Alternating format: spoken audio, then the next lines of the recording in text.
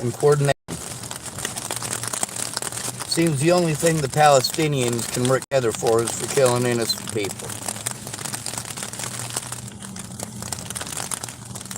What did the Palestinians spend their money on? Spend their resources on? Spend their foreign aid on? They complained that they had no food. Guess who fed them? The Israelis. Guess where the Israelis got the food? They grew it. You know, all them farming implements that the Jews tried to give the Palestinians in the 1950s, 1960s, and 1970s. They were starter kits for a kibbutz. Let's look that up. That's a word we can look up, right? Is anyone going to get offended if we look up kibbutz?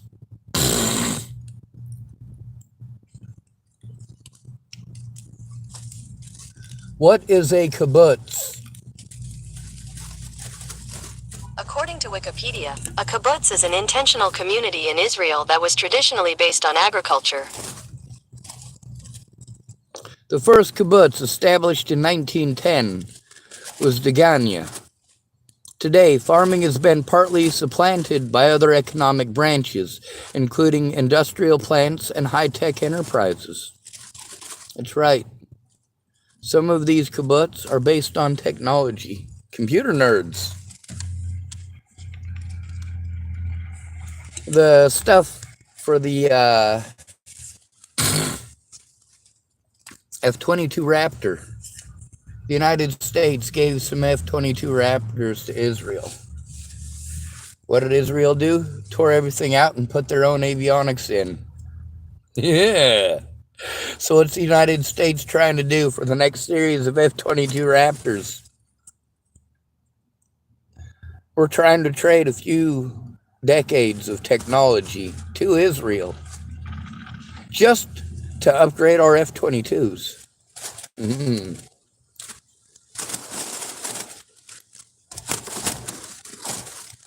Meanwhile, our F-22s are already starting to come off of frontline service. We're being slated for it before we've even filled all of our orders of F-22s, because we got better stuff on the way, supposedly. Or because we're broke. Could be that too. We're not financially that much better than Russia. And our stockpiles are not any better maintained.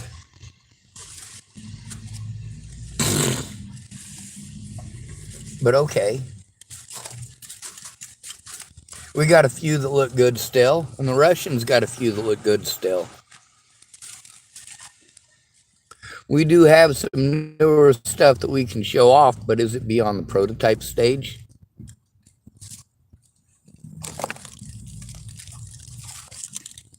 The HIMARS system, what good is it doing us? We're not using it. We're testing our in Ukraine. The Germans are given enough of their toys. They haven't gotten to test them in combat. They'd like to know how these things perform. Well, I tell you, they're performing quite well. The Germans know their shit. The Panzerfaust 3, holy hell. That fucking thing is phenomenal.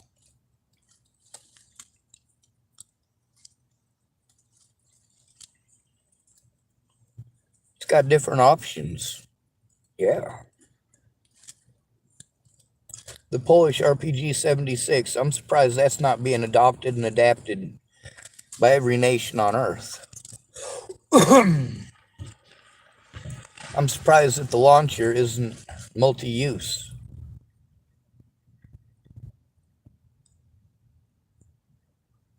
Hint, hint.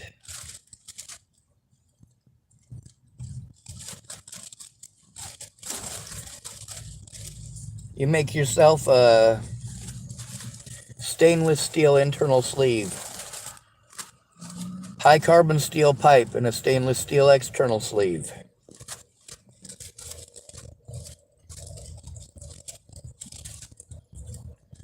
That thing will still work in 100 years.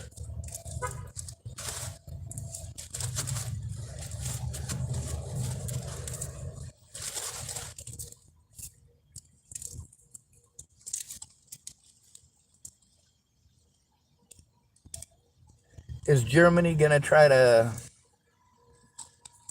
reconnoiter the body?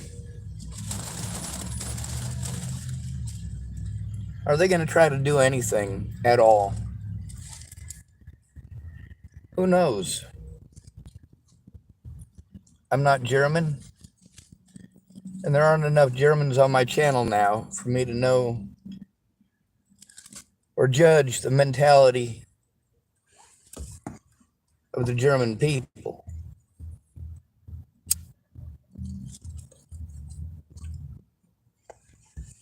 It was pretty easy to tell what Hungarians think as a whole, and that's what we have to base our decisions on. Not on what the law says, but on what the people think. No politician gives a fuck what the law says. These politicians care what people think. And they'll prey on what people think until people turn against them, and then they turn to the law. Then they want to dig for legal loopholes to let them out, to let them free, to make it magically okay, like the police in the United States have done to me.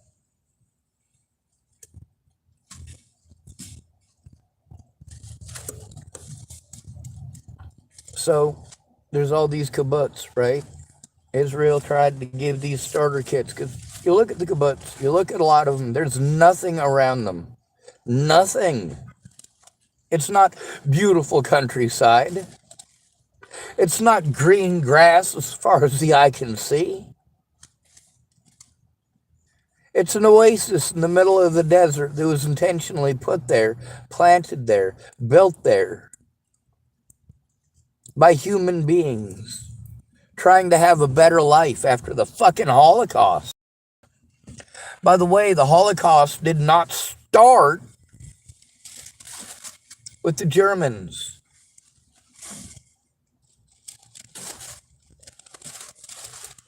The first attempts at kibbutz were during World War I.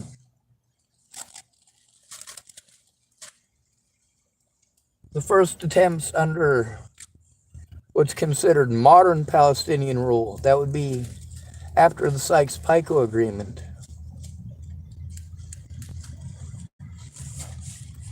That would have been 1936. Then again in 1946, and again in 1948. What happened every single time? The Palestinian government,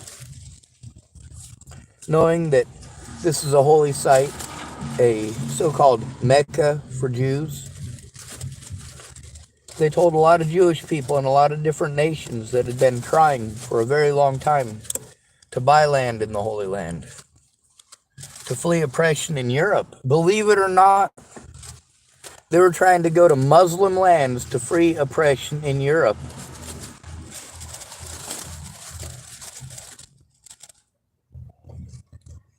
Flee, not free.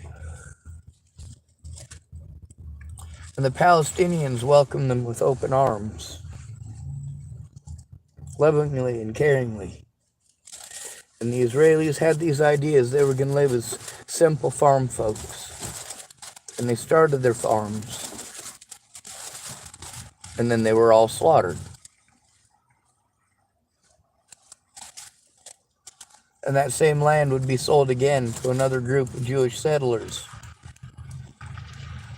And they would be slaughtered. In 1948, the international community got sick of this shit. In 1957 to 1967, the international community again got sick of this same shit continuing even after Israel had been given its own sovereignty.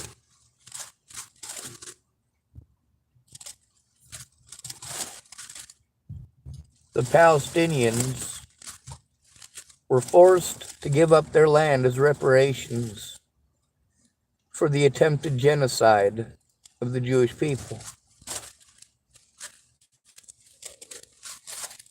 And then they were sore losers And they kept on attacking Israel, and Israel ended up with a lot of land because of it. They also kept trying to give it back. They gave the Sinai back to Egypt twice. Not once, but twice.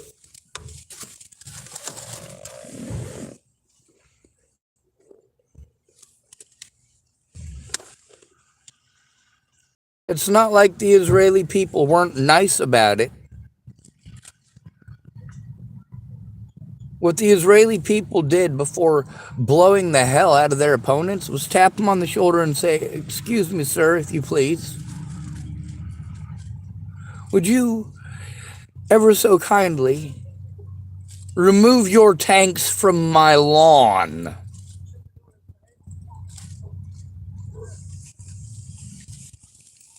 Iran, Jordan, Iraq, Egypt, and Palestine. Over and over and over and over and over and over and over and over and over and over. Well, with the exception of 1957 to 1967, when the United Nations had troops there to keep those two separated. The Muslims versus the Jews.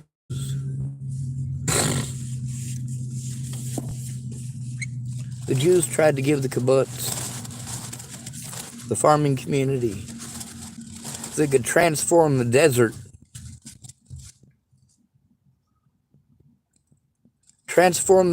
into an oasis. 1950s, the Israelis did this for the Palestinian people. They burned it. 1960s, the Jews did this for the Palestinian people. They burned it. The 1970s, the Israelis did this.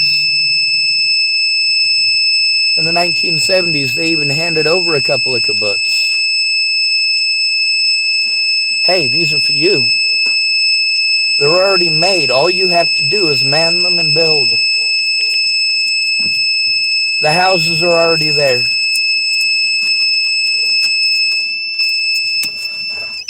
You can even build a mosque if you want. Shit. You know what I did? I kept my car on for too long, charging up my phones. And now it's dead. Boy, am I...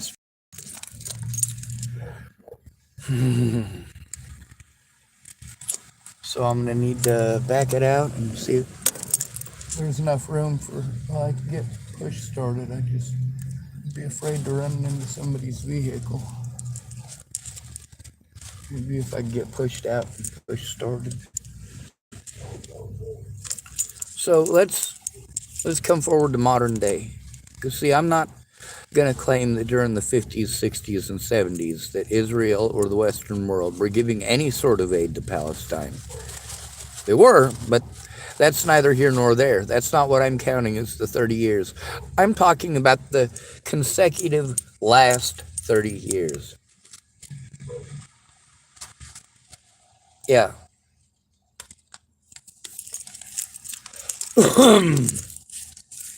We'll just go 1993 to 2003. Humanitarian aid packages. These are one of the few countries. See, when we sent humanitarian aid to Somalia, we did demand things in return.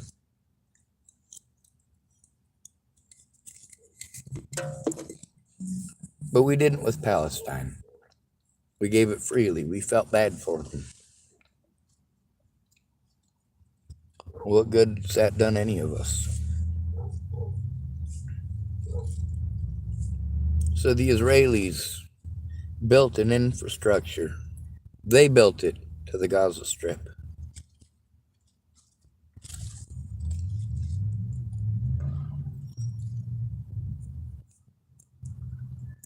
The Israelis provided the power that was used to make Hamas rockets that killed Israelis. The Israelis worked for, grew, and provided the food to the Hamas soldiers who built those rockets and launched those rockets. The Israeli people provided water to those Hamas soldiers while they made those rockets and launched those rockets.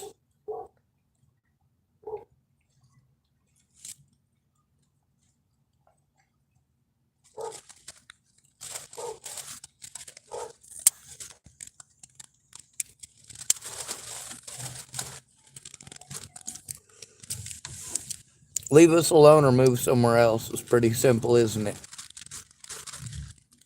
It's not nearly as complicated as it is here in the United States. Oh, we don't want you anywhere, but we're not going to let you leave. That's the situation I'm in.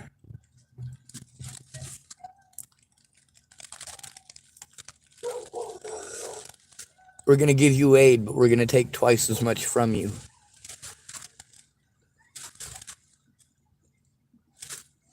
That's how the United States operates.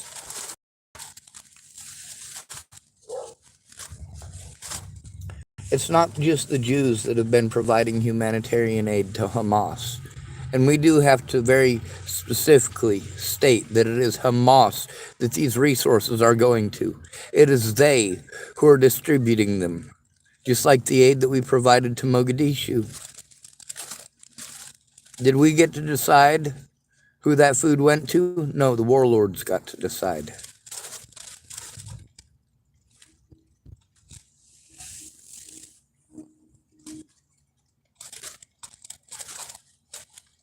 Y'all know the story of Black Hawk Down. You know how that started?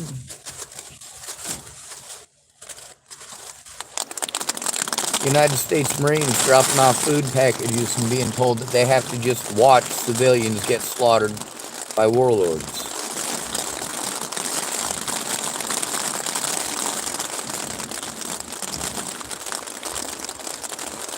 Right now, there's a lot of homeless people here in Tillamook, Oregon, displaced, same as you are. They've been displaced for years. They'll never have any kind of a life, or any chance at any kind of a life. Because services here are a big game and a big joke.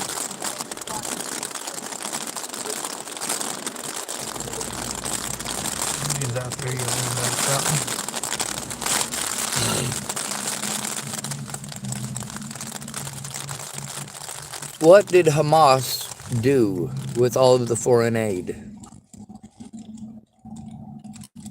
Did they use any of it to create their own infrastructure? No, they destroyed every attempt to give them outright what they needed for an infrastructure.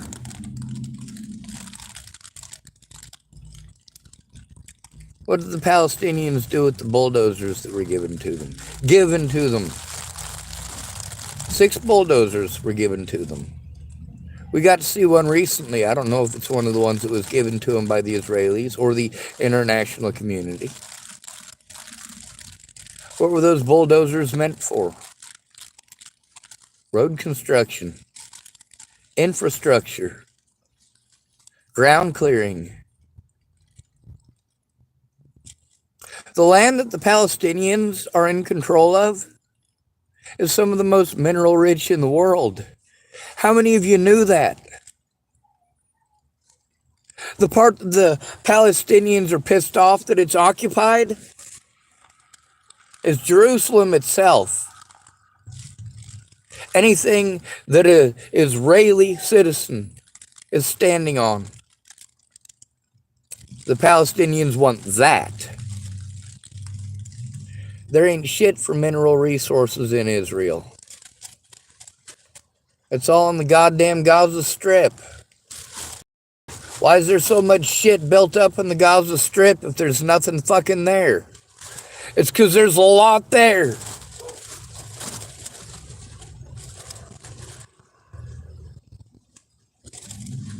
It's one of the very few places in that entire fucking goddamn shit heap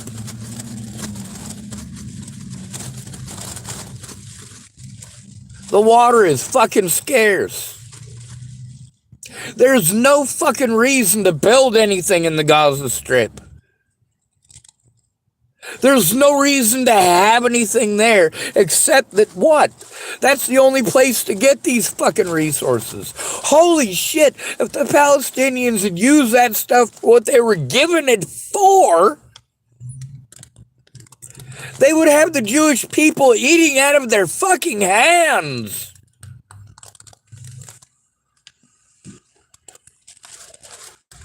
Frank Jameson type, just give it to each. Holy fuck, dude. You're a bigger asshole than I am. He just typed, give it to Egypt. I'm not sure how many of y'all Palestinians remember what it's like being property of Egypt. Yeah, that's a meaner thing to do than to go blow up schools and hospitals, man. I'm hoping that that's sarcasm, because that's a lot meaner. That is... I don't even think that them targeting children is worth that kind of a punishment.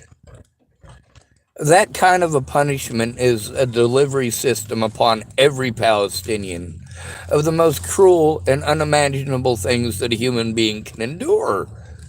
No, do not give it to Egypt.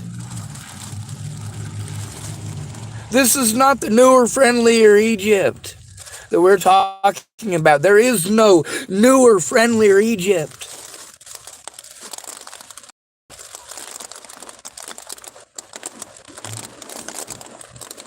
No.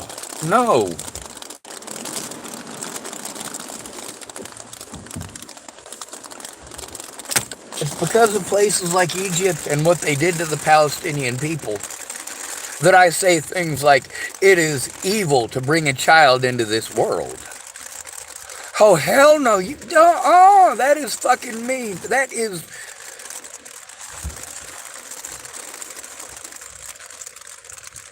like wishing for someone to be raped to death. That is up there in the upper echelons of the most cruel things that you can do to a person. I mean, we're talking about... All right, I want you to look up something. I want you to look up Japanese comfort girls. And then I want you to imagine that's what Palestinian women were to Egyptians. Frank Jameson typed, are you of Jewish descent? I'm a Russian German of Jewish descent, or of Hebrew descent. So, kind of. Some of my ancestors were Jewish, but Jewish is a religion. My parents were both Russian Germans of Hebrew descent from different places. One of them was German Jews who had traveled to Russia and then immigrated to the United States. And some of them were Russian Jews who immigrated to Germany and then to the United States. So basically, I'm comprised of America's enemies in World War II and their friends in World War II. I'm a Heinz 57 good old-fashioned American nut. Frank Jameson retracted the message I didn't get to read. Not a big fan of that.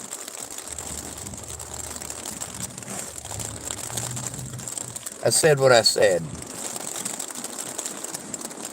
I make mistakes when I speak, and the more overwhelmed I am, the more likely I am to make those mistakes. So it's important that in order to help me, that people don't overwhelm me instead. The things that overwhelm me are the same things that overwhelm you. How do I know? Because if you overwhelm me like that, I'll overwhelm you like that. And you'll have exactly the reaction that you tell me not to have. Not you in specific, Mr. Frank Jameson. Now let's take a look at the water. What could have been done with that water? Other than using it to create an infrastructure of war.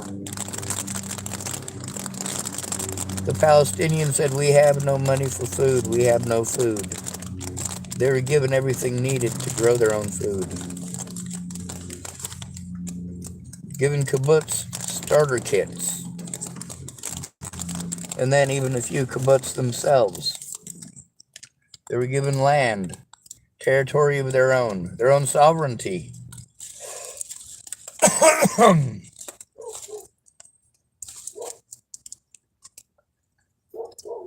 You know, the Jews could just try being money grubbers like y'all pretend that they are. And they could say, hey, I'll tell you what. We'll give you half of Jerusalem. Oh, wait, they already did that, didn't they? They already tried that. But we'll just say, for the sake of argument, the Israelis say you can have half of Jerusalem, including the Temple Mount.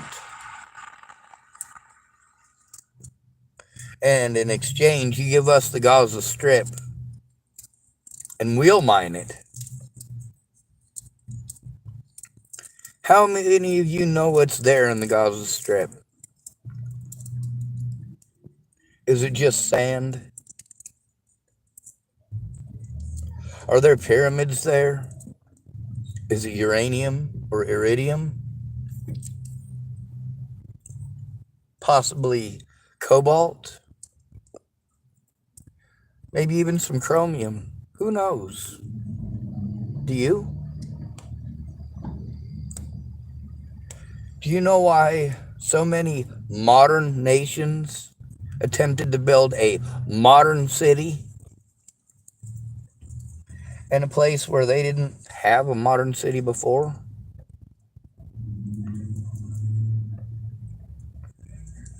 Certainly didn't have an ancient city, not for the same purposes. There was a city there once before as an outpost. A shining example to outsiders. How many of y'all knew that? The Gaza Strip is a mining strip meant for a mining community. Who began that? The Palestinians did. The Palestinians began the mining operations at the Gaza Strip. How many people even remember that's what it was made for?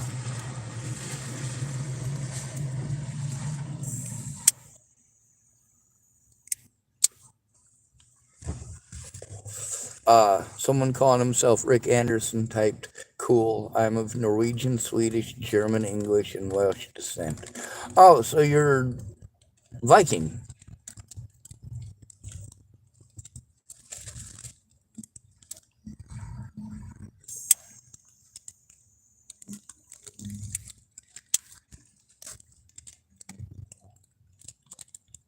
Who are the only people to successfully conquer the English?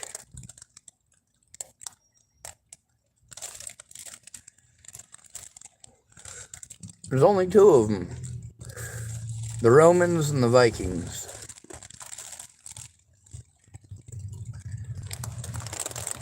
Only the Vikings ever succeeded in conquering, but many of them came from Germany.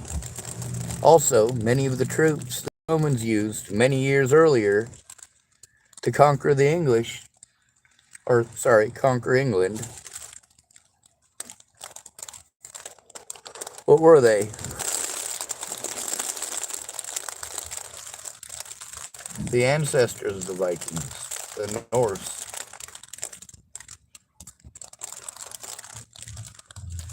It wasn't until the last 1,000 years or so, the last 2,000 years or so, that you could even grow anything in many of the Northlands.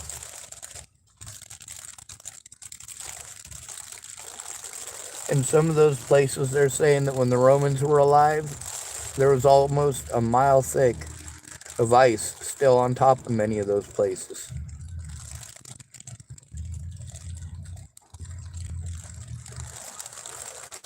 Right around 1900 years ago, some of those places finally started to melt away and look like the former ice shelf in Alaska. It's a giant mud flat now.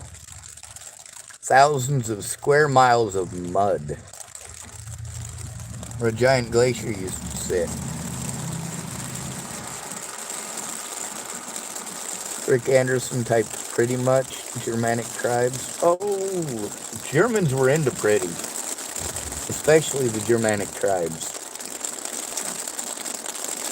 Your looks as a woman could put you in charge of an entire tribe. You were allowed rights as a Germanic woman that were known to almost no one else in the world with the exception of tribal Africans. Holy shit. The women in power in Africa showed why it's important not to scorn a woman.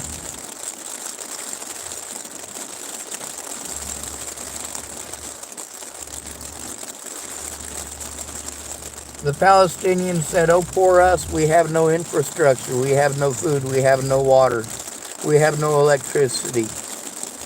And Israel provided them with all of it, as well as the ability to create and sustain their own. Instead of using those tools and resources to create and sustain their own, what did they do with it? Made fucking rockets out of it.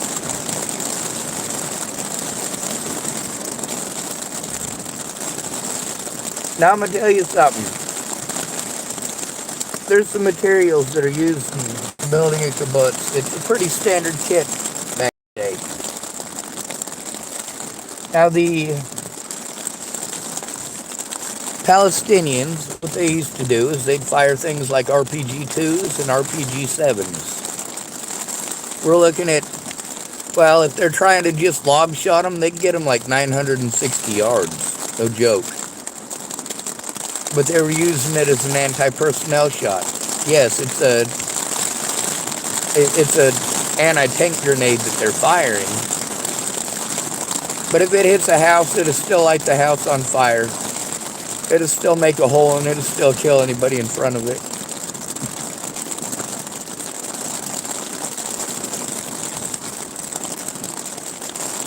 Now then, they had to make better rockets.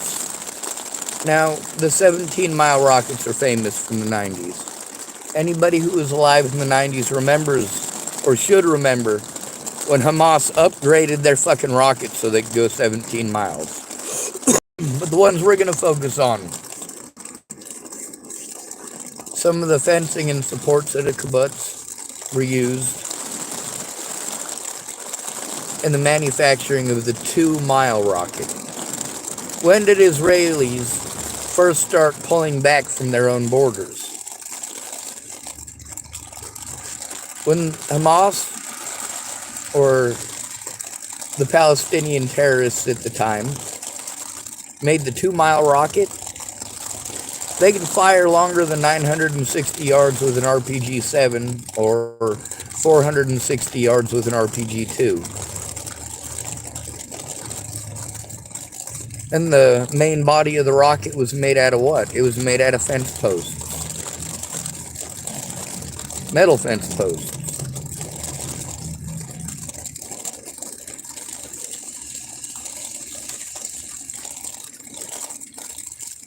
So the 2-mile rocket was made out of the exact same materials that were given to the Palestinian people to make their own kibbutz. Here's all the stuff to make a farm and a house. Oh, thank you for taking all the stuff that we gave you so you could make farms and houses. Thank you very much for making rockets out of that shit instead and killing our people. The Israelis did something that's unprecedented, however. Even though they could overwhelmingly annihilate the Palestinians to a man, instead of doing what every modern nation did up to that point, which is blow the fuck out of their enemy and take territory and say, you're the ones who are going to back up. What did the Israelis do? They backed in further into their own territory. The rockets could go 2 miles now. So what did the Israelis do? Instead of having a border that's 2,000 yards wide so that it was further apart than an RPG-7 could fire by twice as much. Now they increased the border. Now it was 4 miles. Any Israelis who lived within 4 miles of the border had to move, were displaced immediately. No place to go. Some of them were taken to refugee camps. Some of them were taken in by families.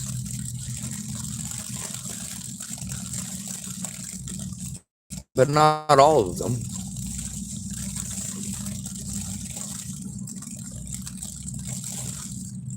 Well, then, in the 90s, the 17-mile rocket showed up. And so the Israelis did the same thing they did when the 2-mile rocket showed up. And when the RPG-7 showed up, they pulled their own people back that far from the border. So then, instead of having everyone who lived within 4 miles of the border move, they had everyone who lived within 40 miles of the border move. And in very few of those spots did they ever allow these people to return. The ones who were allowed to return didn't return to much. You have to have people that are willing to do the work and maintain the place. When you tell people that they can't go back to their homes for 2 decades and then you finally let them go back home, there's not much of the kibbutz left.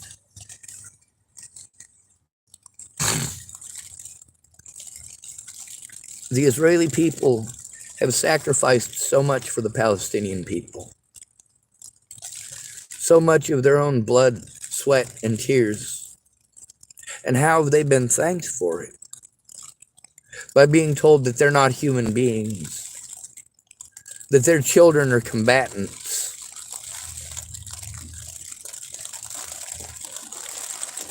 That every Israeli in the Holy Land should be systematically eradicated.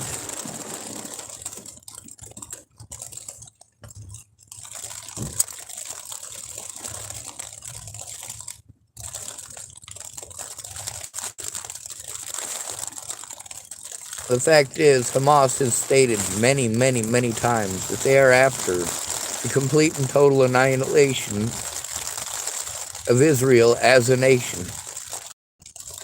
They don't just want Israel as a nation to not exist. They want the Israeli people and the Jewish people to not exist.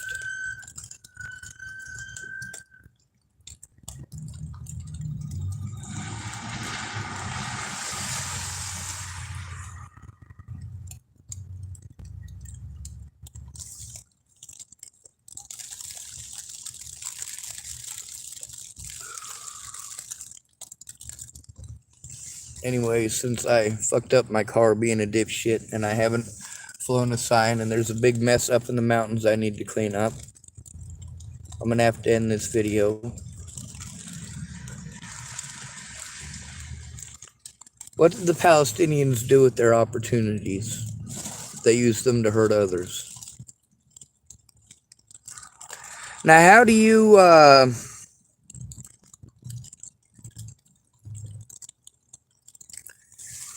you catch the people responsible? Do you find out where the steel tubing is and where it's coming from? Well, you could do that. A lot of it's coming from foreign aid packages. No? What you want to look for is where the sugar's coming from.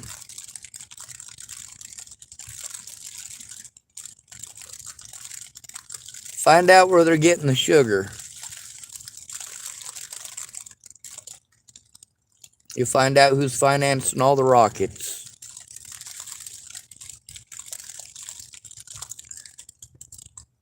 Find out where the sugar's coming from.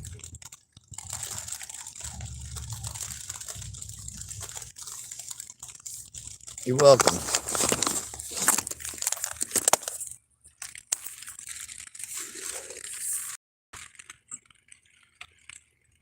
When it was a dirty war, Sure enough, but there were actual military objectives and actual military targets. That was one thing. Hamas is a terrorist organization, and they targeted specifically women and children. Specifically targeted unarmed women and children for no military objective, simply out of a perceived revenge started by them.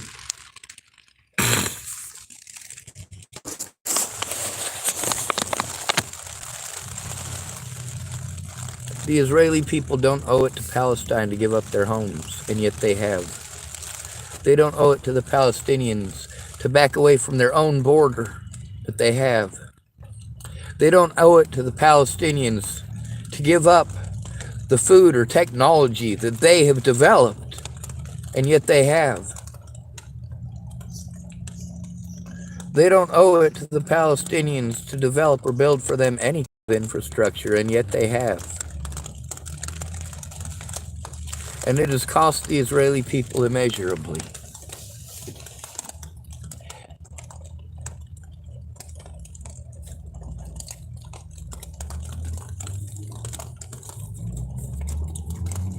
Who fucked up Palestine?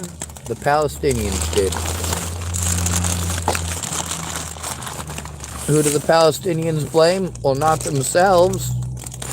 They're a lot like Americans in that aspect.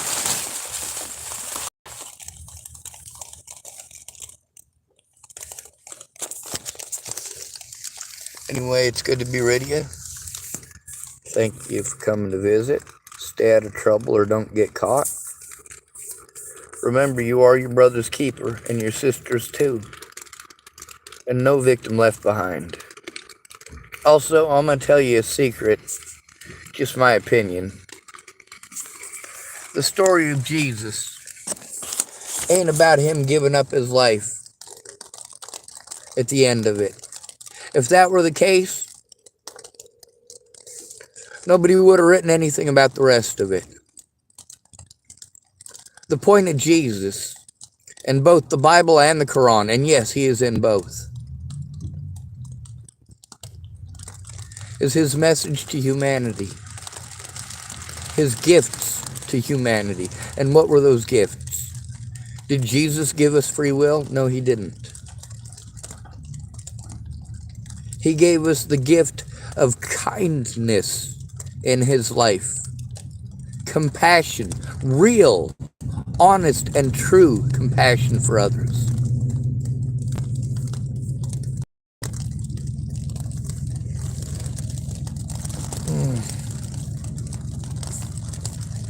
Anyway, I better go inside here. Get something to eat. How many Palestinians are without food right now? How many Israelis are without food right now?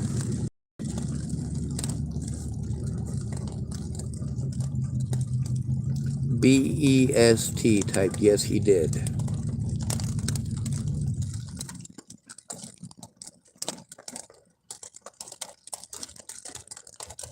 Jesus served humanity, both Jew and Gentile alike.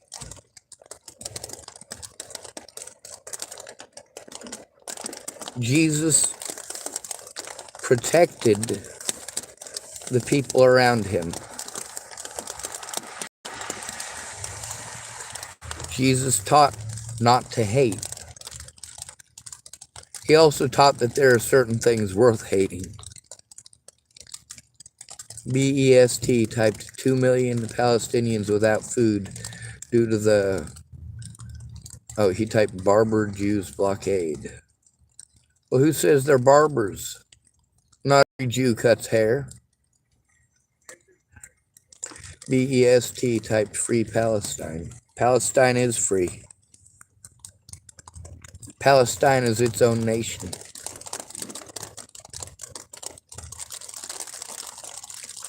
The Gaza Strip has a lot of really, really, really nice minerals. It'd be nice if someone helped the Palestinians to do something with it, but Obviously, the Palestinians don't want to do nothing with it. They just want more free shit out of Israel. Why is it that in 30 years of foreign aid, including repeated deliveries of generators,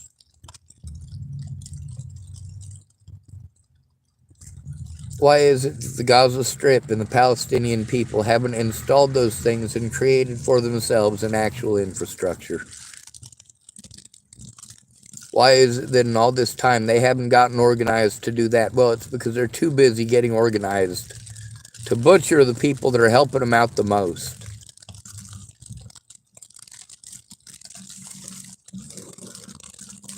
After World War II, nobody helped the Jews out more than the Germans did.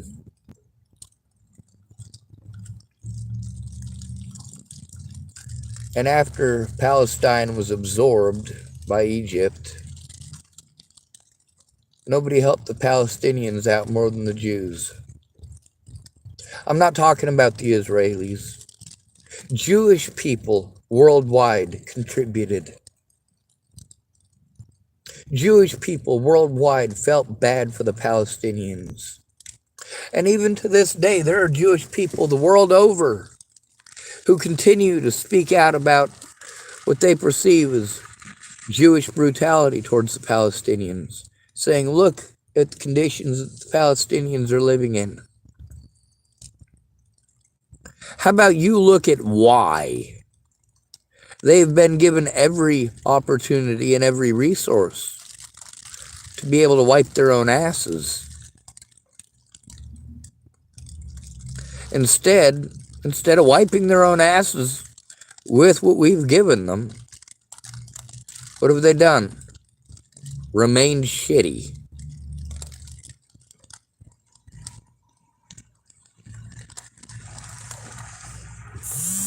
Remained hateful.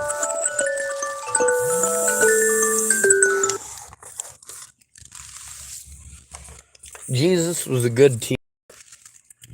Rabbi means teacher. Jesus was not a Christian. Jesus was a Jew.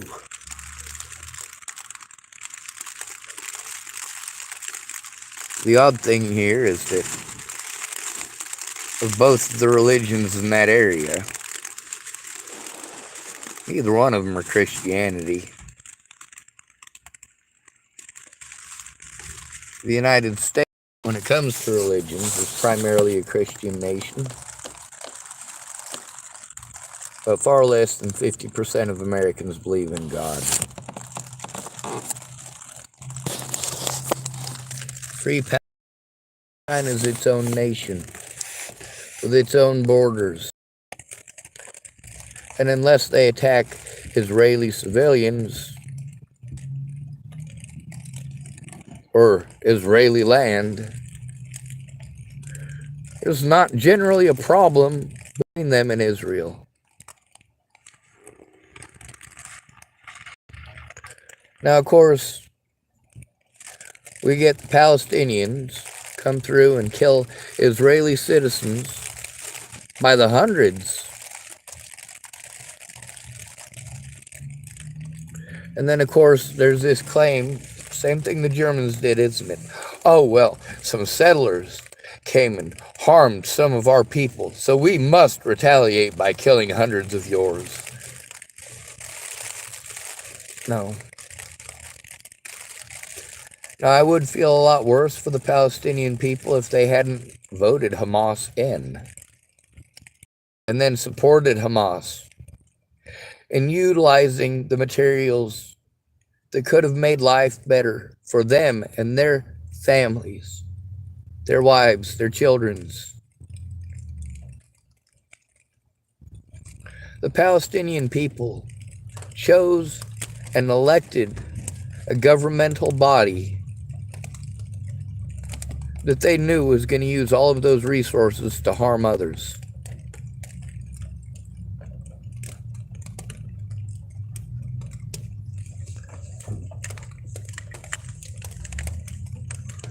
Just like I say with BLM, the same thing that I say when it's The Me Too movement. Y'all need to fucking clean house.